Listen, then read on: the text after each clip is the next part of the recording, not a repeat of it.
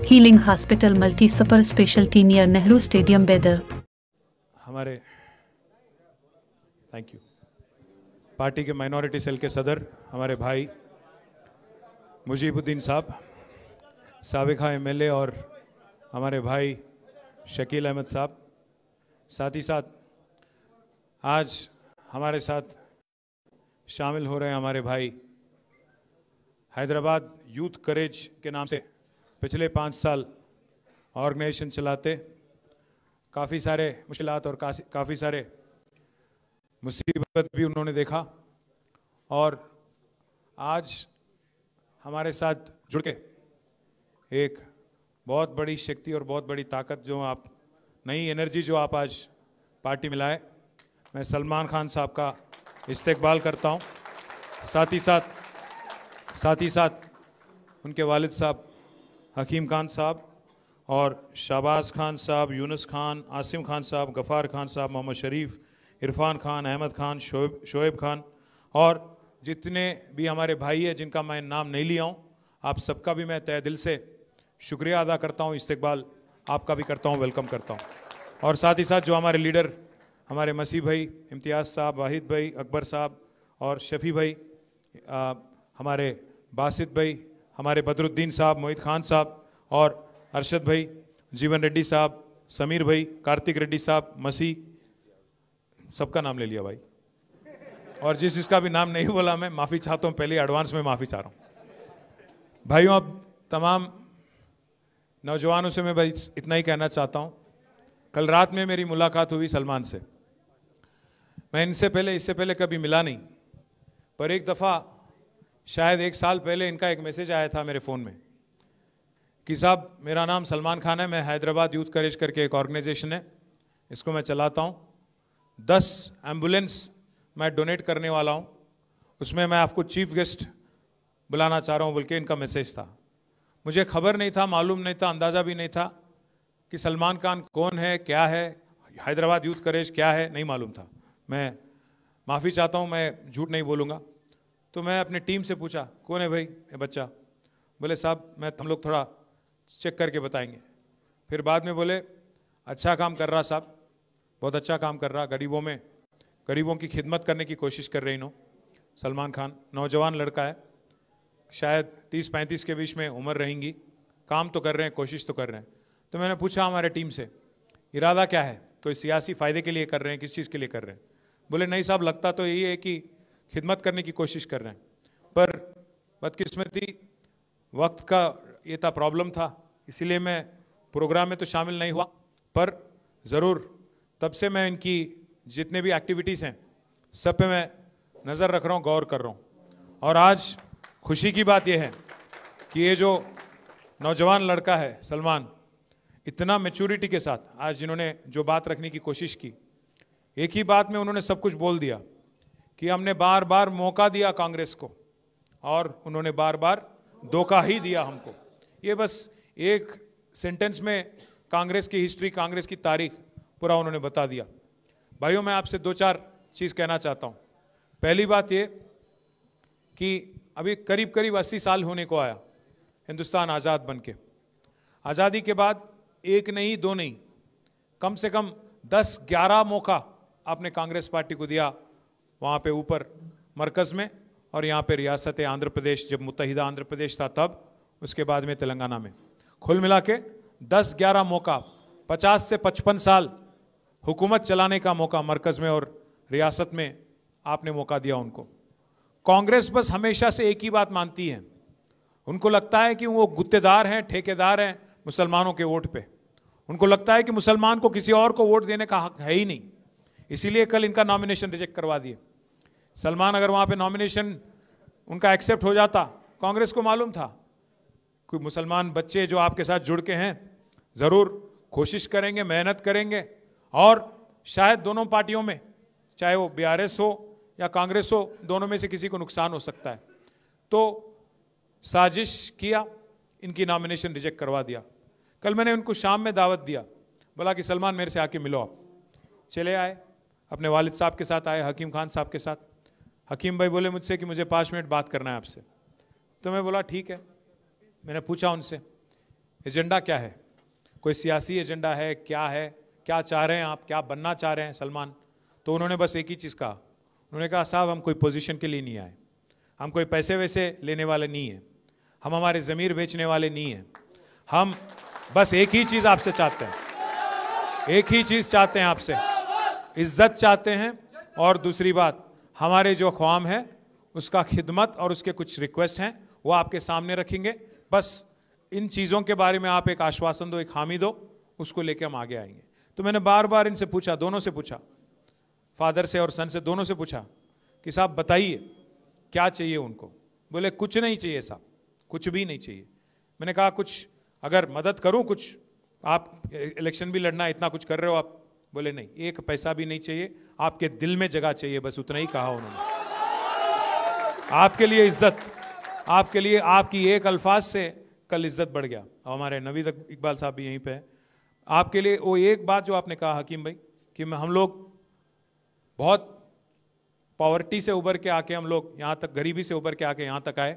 मेरे 5 बच्चे हैं साहब, मैं हर किसी को मैं आला से आला तालीम दिला के किसी को इंजीनियर बनाया, किसी को टीचर बनाया, किसी को कुछ और बनाया। आज सब बच्चे खुश हैं मेरे, मैं भी खुश हूँ, पर मुझे अपना ज़मीर कभी मैं कॉम्प्रोमाइज़ नहीं होता हूँ इस बात पे। बोल के साहब भी बोले कल, मैं आपसे बस एक ही रिक्वेस्ट कर रहा हूँ, एक ही वादा कर रहा हूँ। आज जुबली हिल्स तो एक छोटी मजली अपने लिए, एक छोटी जंग है, पर बड़ी जंग तो हमारी 2028 में होना है। केसीआर साहब जो हैं ऐसे सेक्युलर लीडर हैं, तारीख में शायद हिंदुस्तान, आज़ाद हिंदुस्तान में आज तक कोई चीफ मिनिस्टर ऐसा काम आज तक नहीं किया। आप एक बार सोचिएगा, अभी हमारे शकील साहब कह रहे थे आपसे जब मुखातिब हुए कि आला से आला तालीम, एक बार सोचिए आप, 1,40,000 बच्चे आज टिमरिस स्कूल में पढ़ते हैं। 1,40,000, एक एक बच्चे पे, एक एक बच्ची पे 1,25,000 रुपया सालीना खर्च किया जाता है। किस वजह से? किसने कहा केसीआर साहब से कि आप ये करो? उनके दिल में है कि हमारे बच्चे, हमारे आगे आने वाले नस्लें दुनिया से लड़ने की काबिलियत उनमें होना चाहिए, ग्लोबल सिटीजन बनना चाहिए वो, चाहे वो हिंदू हो, मुसलमान हो, जो भी हो, ईसाई हो, जो भी हो। इसीलिए मैं कह रहा हूं आपसे, केसीआर साहब की जो एजेंडा है वो सेक्युलर एजेंडा है। वो खुद हिंदू है, वो अपने धर्म को नहीं छुपाते हैं, वो धर्म को अपने बीजेपी वालों की तरह सियासी फायदे के लिए इस्तेमाल नहीं करते हैं। हाँ, केसीआर ने तो हिंदुस्तान में सबसे बड़ी मंदिर अगर कोई बनाए तो केसीआर बनाए यादगिरी गुट्टा में।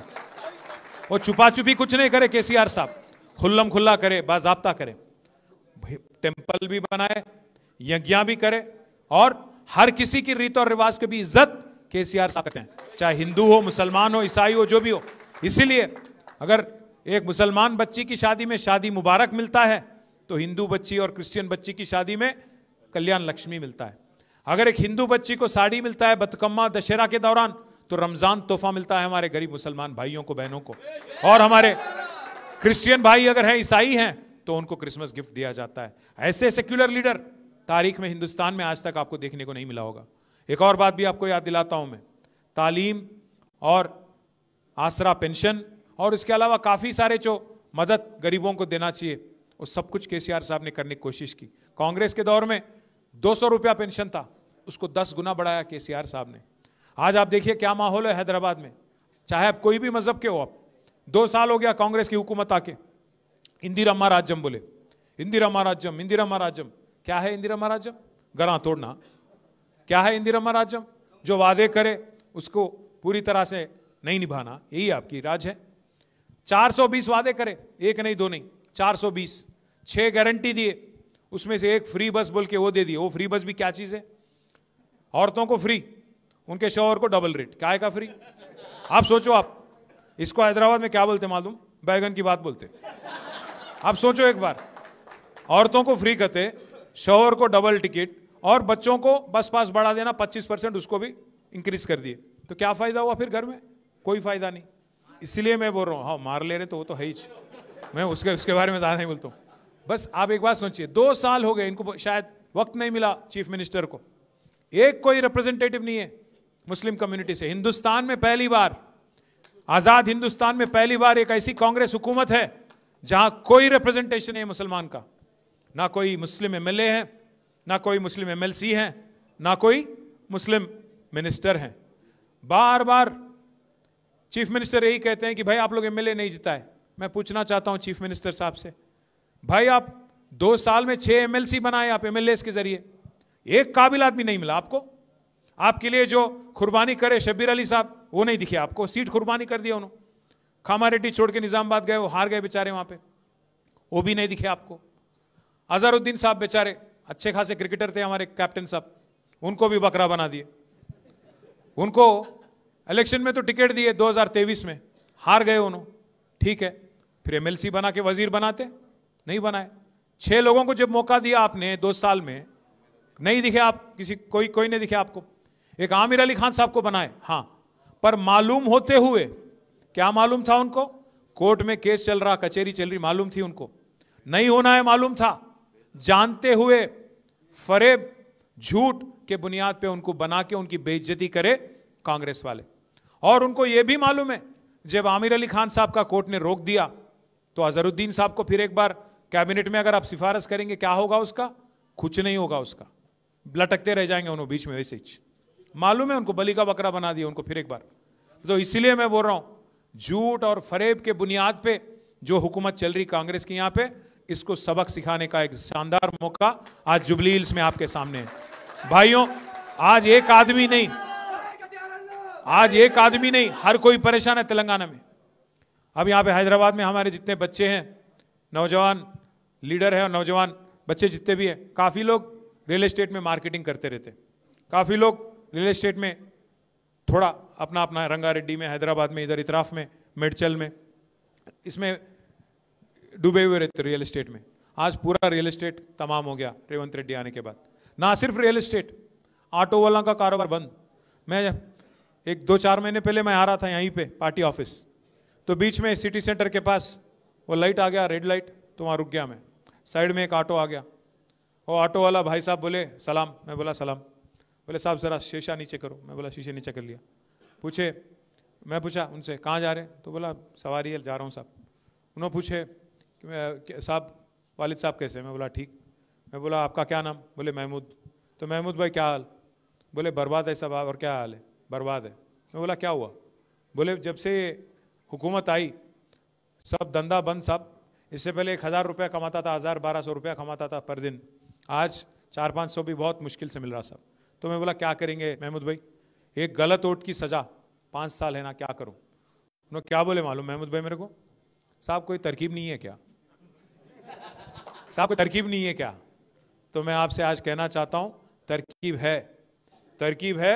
जुबली हिल्स में मुंह तोड़ जवाब दो, जमानत जब्त करो, कांग्रेस की जमानत जब्त करो, तब जाके एहसास होता है इनको, तब जाके पता चलता है इनको कि अवाम कितनी दुखी है, अवाम कितनी दर्द में है। आज कोई खुश नहीं है। खबरस्तान का मसला भाई ने उठाया, मैं आपसे वादा कर रहा हूं आज, अगर हुकूमत नहीं मानती है सीधा सीधा जिद्दोजहद करेंगे, जल्द से जल्द इनसे छीनने की कोशिश करेंगे, हासिल करने की कोशिश करेंगे। अगर हुकूमत नहीं मानती, 2 साल में हमारी हुकूमत वापस आ रही, केसीआर साहब फिर चीफ मिनिस्टर बनने वाले हैं। और मैं वादा कर रहा हूं आपको, वादा कर रहा हूं आपके साथ, पहले ही हफ्ते में जीओ निकालेंगे, आपको आपके हवाले कर देंगे, जो भी जमीन वहां पे है आपके हवाले करेंगे। और साथ साथ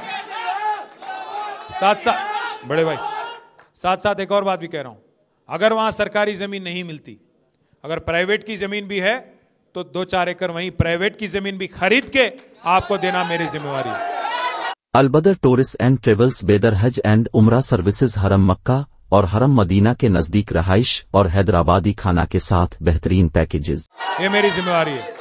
मैं भाइयों से मैं एक और चीज भी कह रहा हूं, हम ये वादा ऐसे ही हवा में नहीं कर रहे हैं। जो बगल में सनत नगर है वहां पे मैंने ही दिलवाया था, वहां पे 4 एकड़ जमीन हैदराबाद पब्लिक स्कूल की लेके खबरस्तान के लिए हम नहीं दिलवाया था, केसीआर हुकूमत ने दिलवाया था। अंबरपेट में हमारे एमएलए साहब यहीं पे थे अभी, वेंकटेश साहब, अंबरपेट में भी 5 एकड़ जमीन वहां पे भी दिलवाया था हमारी हुकूमत ने। साथ ही साथ हमारे महमूद अली साहब जो फॉर्मर डिप्टी चीफ मिनिस्टर भी हैं, साबिका रेवेन्यू मिनिस्टर भी हैं, उनके फर्जन हमारे भाई आजम भी यहां बैठे हुए हैं, उनके सदारत में 125 एकड़ जमीन 125 एकड़ जमीन हमने रंगारेड्डी में और मेडचल में हमारे भाइयों के लिए बरेल ग्राउंड खबरस्तान और सिमेट्री के लिए क्रिश्चियन और मुस्लिम के लिए 125 एकड़ जमीन देने वाली हुकूमत केसीआर हुकूमत है, एक नहीं दो नहीं। तो इसलिए भाइयों जुबली हिल्स में, हाँ मैं हाकिम भाई को भी कल बोला था, हमारे जहन में आए नहीं, वरना कब का हो जाता, ये भी कोई बड़ी बात नहीं है, कब का हो जाता। हिर्रागड्डे का हो या शेखपेट में जो बगल में आपका वहां पे भी एरिया है, वहां पे भी हो जाता कब का। अब आप इस आदमी को देखिए, रेवंत रेड्डी को एक बार समझने की कोशिश करिए। बोल दिए हड़बड़ी में कि वहां दे दिया आपको जमीन, कहाँ है वो जगह, क्या अलकापुरी कॉलोनी, शेखपेट के इतराफ में, उसके बगल में वहां पे अलकापुरी कॉलोनी बोल के। सुबह बोले हाँ दे दिए भाई, चलो ले लो, 200-500 गज, क्या है वो 2500 गज। सुबह बोले कागज निकाल दिए, दे दिए, ले लो जाओ। फिर आर्मी वाले आ गए दोपहर। ऐसा नहीं है कि रेवंत रेड्डी को नहीं मालूम है, उसको सब कुछ मालूम है। ऐसा नहीं कि रेवंत रेड्डी को नहीं मालूम है, उनको सब कुछ मालूम है। उनको मालूम है कि बीसीस का जो 42% रिजर्वेशन बोल के जीओ निकाले, उनको मालूम है कि कोर्ट उसको रोकने वाला है, फिर भी दिए। वैसे ही उनको मालूम था कि जो कागज दे रहे हैं 2500 गज का जमीन, वो भी नहीं टिकेगा, आर्मी वाले आएंगे रोकेंगे, मालूम था, बट होना बोल के दिए और बेइज्जती भी करवा दिया। धोखा करे, बेइज्जती भी करे। इसीलिए मैं कह रहा हूं भाइयों, जो भी कांग्रेस करती है, आप सोचो, अगर आज राहुल गांधी बोलते हैं बिहार में, क्या बोलते हैं राहुल गांधी वहां पे, कि 65 साल बाद, 80 साल बाद मुसलमान आज भी गरीब है, पासमंदगी में है, लाचारी में है, तो कौन जिम्मेदार है? 65 साल हुकूमत चलाने वाला कांग्रेस कि 10 साल तेलंगाना में हुकूमत चलाने वाले केसीआर, कौन जिम्मेदार है? आपको 10-11 मौका देने के बाद अगर आपकी नाकामी की वजह से, आपकी लापरवाही की वजह से अगर आज मुसलमान गरीब है, लाचार है, तो कौन जिम्मेदार है? किसको वोट देना चाहिए फिर? तो इसीलिए मैं भाइयों आपसे रिक्वेस्ट करता हूं, जुबली हिल्स में जो हो रही है ये इंसाफ की जंग है। आज 10 साल की केसीआर की हुकूमत आपके सामने है, क्यों काम हमने किया, शेखपेट की फ्लाईओवर आपके सामने है, घर घर में जो 20,000 लीटर मुफ्त में पानी दिया गया वो आपके सामने है, 24 घंटा जो बिजली जलती थी वो आपके सामने है, और हमारे गरीब भाई, जो गरीब हमारे भाई बहन है, जिनको 2000 का वजीफा आसरा पेंशन जो केसीआर ने दिया वो आपके सामने है, गरीब बच्चियों की शादी में जो शादी मुबारक 1 लाख रुपया दिया गया वो आपके सामने है, और 20-20 लाख देके माइनॉरिटी ओवरसीज स्कॉलरशिप,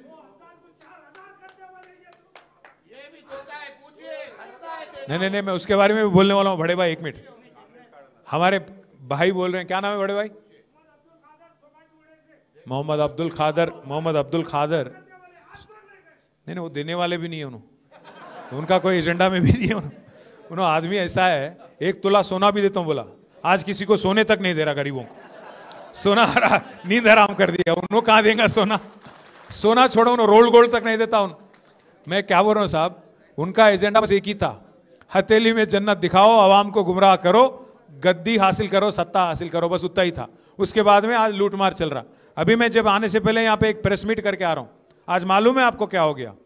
एक ईमानदार ऑफिसर थे हमारे तेलंगाना रियासत में, जिनका नाम है सैयद अली मुर्तजा रिजवी, ईमानदार ऑफिसर, 99 बैच का आईएएस ऑफिसर है, बहुत ईमानदार, हमारे साथ भी काम कर चुके हैं।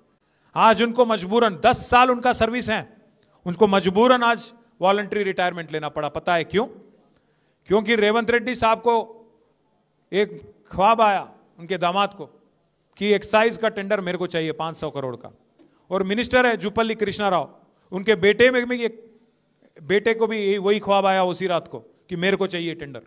दोनों में लड़ाई हो गई, सीएम के दामाद और वजीर के बेटे के बीच में लड़ाई हो गया। दोनों के बीच में फंस गया कौन बेचारा? रिजवी साहब आईएएस। उनको आज मजबूरन 10 साल उनका सर्विस है, आगे वॉलंटरी रिटायरमेंट लेना पड़ा आज। किस वजह से? क्योंकि दोनों के आपसी में टक्कर हो गया, ना उनका बात सुनना था, ना इनका बात सुनना था, ईमान का सुनना था। इसीलिए बोले रिजवी साहब, उनको कैबिनेट सेक्रेटरी बनने का मतलब हिंदुस्तान में सबसे बड़ा पोस्ट होता है आईएएस ऑफिसर के लिए, उस हद तक जाने की उनको एक रास्ता साफ था उनके लिए, रिजवी साहब को, पर वो छोड़ दिए, आज इस्तीफा दे दिए। ये हालत है आज तेलंगाना में। जब कोई आईएएस ऑफिसर का खुद का अगर कोई उनको नहीं बचा पा रहा वहां पे सेक्रेटेरिएट में, तो एक गरीब मुसलमान जो हमारे जुबली हिल्स में, जो हमारे रहमत नगर में, बोरेबंडे में, सोमाजीगुड़ा में, जिसको जो वादा किया गया था शेखपेट में, उनका क्या?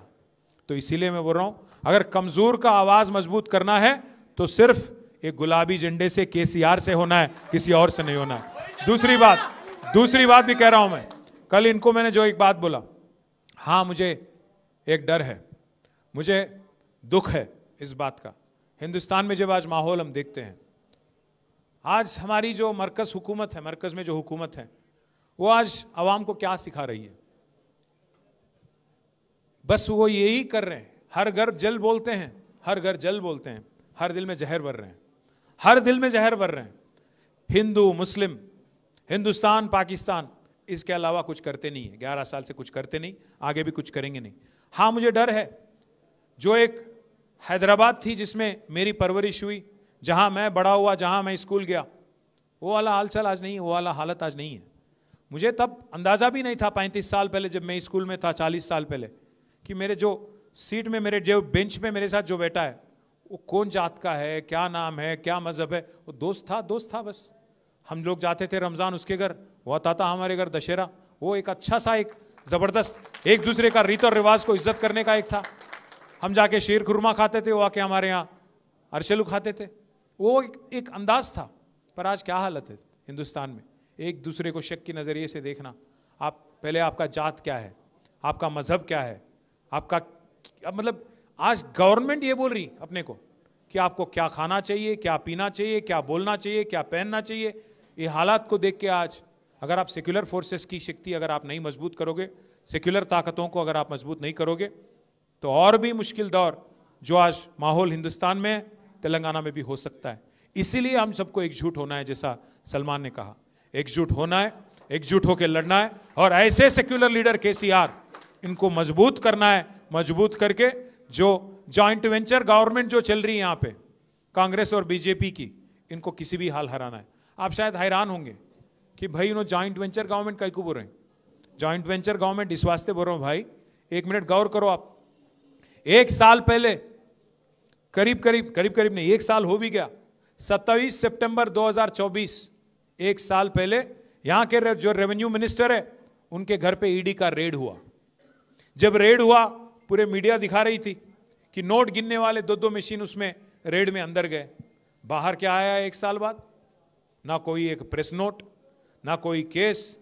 क्या बरामद हुआ किसी को नहीं मालूम, भगवान को भी नहीं मालूम। एक साल हो गया, एक कांग्रेस के मिनिस्टर पे रेड होता, पर आज तक कोई केस नहीं होता। क्यों? आपसी में अच्छा जॉइंट वेंचर गवर्नमेंट चला रहे दोनों। दूसरी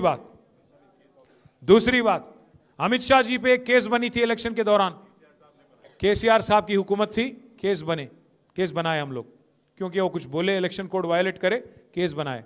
पता है कौन वापस लिया केस? रेवंत रेड्डी साहब। और तीसरी बात, वक्फ अमेंडमेंट बिल बीजेपी लाई, हम उसका मुखालिफत करें, 4 वोट है हमारे राज्यसभा में, उसके खिलाफ वोट भी करे, फिर भी बिल पास हो गया, क्योंकि बीजेपी के पास ताकत है, नंबर है, पास हो गया बिल। आपको पता है 28 रियासतों में पहली ऐसी कौन सी रियासत थी जो वक्फ बिल को अमल करने के लिए तैयार हो गई? कोई बीजेपी गवर्नमेंट नहीं हिंदुस्तान में। पहला गवर्नमेंट हिंदुस्तान में, पहला रियासत जो तैयार हो गया वक्फ बिल को अमल करने में, वो था रेवंत रेड्डी की हुकूमत। और एक चीज भी आप बोलिए, सोचिए, ऊपर राहुल बाबा है, रोज छींकते रहते, चिल्लाते रहते कि संविधान बचाओ, माइनॉरिटी की रक्षा करो, गुजरात मॉडल बेकार है। ऊपर राहुल बाबा गुजरात मॉडल बेकार बोलते, यहां रेवंत बाबा क्या बोल रहे हैं? गुजरात मॉडल बेकार नहीं है, गुजरात मॉडल शानदार है। वही हमारे लिए एग्जाम्पल है। ऊपर राहुल बाबा बोलते अदानी फ्रॉड है, रेवंत बाबा क्या बोलते? अदानी हमारे फ्रेंड है। राहुल बाबा बोलते चौकीदार चोर है, रेवंत बाबा बोलते चौकीदार चोर नहीं है, चौकीदार हमारे बड़े भाई है। अब बड़े भाई तो क्या बोलते हो? बड़े भाई तो माशाअल्लाह, छोटे भाई सुबह, वो वाला हालचाल है। ऊपर बड़ा मोड़ी या नीचे छोटा मोड़ी, कोई फर्क नहीं है दोनों में। दोनों भी जगह बुलडोजर राज। वहां पे उन्होंने बुलडोजर चला रहे यूपी में, और यहां पे इन्हों हाइड्रा के नाम पे गरीबों के घर तोड़ने लग गए। आप, मैं पूछना चाहता हूं भाइयों से, हैदराबाद में जितने हमारे भाई है बहन है, आपसे पूछना चाहता हूं, एक ईंट भी लगाया क्या रेवंत रेड्डी 2 साल में? एक नया घर बनाया ही नो, पर कितने घर तोड़ दिए, कितने घर तोड़ दिए। इसलिए मैं आखिरी में मैं इतना ही कहना चाहता हूं, आज जो लड़ाई जुबली हिल्स में हो रही ना, लड़ाई जो है कार और बुलडोजर के बीच में हो रही। अगर आपको बुलडोजर मंजूर है, बुलडोजर मंजूर है, अगर आप वोट देंगे तो हाइड्रा आपके घर आ जाएगा। आप देख लो, उधर कार इधर बुलडोजर। अगर एक और तरीके से मैं बोलूं तो मैं इतना ही कह के बंद करूंगा, उधर कार है इधर बेकार है। आप सोच लो, कार हमारी है, बेकार रेवंत रेड्डी है। सबको 2 साल में सबको सबके साथ धोखा दिया, सबको धोखा दिया और सबको गुमराह किया। और अगर हैदराबादी अल्फाज में कहूं आखिरी में, 2 साल में क्या करा रहे भाई रेवंत रेड्डी बोले तो 2-4 अरे इन्हों क्या क्या तो भी बोले साइड में से क्या करा रहे भाई रेवंत रेड्डी बोले तो हमारे कार्तिक भाई बोले बैगन में मिला दिया करते। मैं बस इतना ही बोलूंगा। मैं एक अच्छा सा एक सोशल मीडिया में एक चीज देखा हूं 2-4 दिन पहले। एक मुशीराबाद का बच्चा है, क्या नाम है उसका, आप हो, आप ही हो क्या? नहीं, तो मुशीराबाद का एक बच्चा है, जबरदस्त एक रील बनाया, मैं देख के खुश हो गया। क्या किया? अरे भाई रेवंत रेड्डी बोलते, ऊपर केसीआर साहब का तस्वीर लगाए, नीचे रेवंत रेड्डी को ऐसे दिखा रहे, तेरा नाम लिया तुझे याद किया, बस उतना ही, और कुछ नहीं। 2 साल खोजते खोजते टाइम पास कर लिए, एक भी आवाम के लिए कुछ काम या कुछ खिदमत तो नहीं करे। फिर एक बार गुमराह करने के लिए, फिर एक बार तरक्की के नाम पे धोखा देने के लिए, जुबली हिल्स की आवाम को फिर एक बार धोखा देने के लिए आ रहे हैं। इसीलिए भाइयों, आज सलमान के जुड़ने से, आज आप सबके जुड़ने से हमारी ताकत और बढ़ी, हिम्मत अफजाई हुई, आप सबका इस्तकबाल। और मैं वादा कर रहा हूं, ये जो नौजवान बच्चा है, बहुत मैच्योर बच्चा है, इसकी हिफाजत, इसकी तरक्की मेरी जिम्मेदारी है। जय तेलंगाना।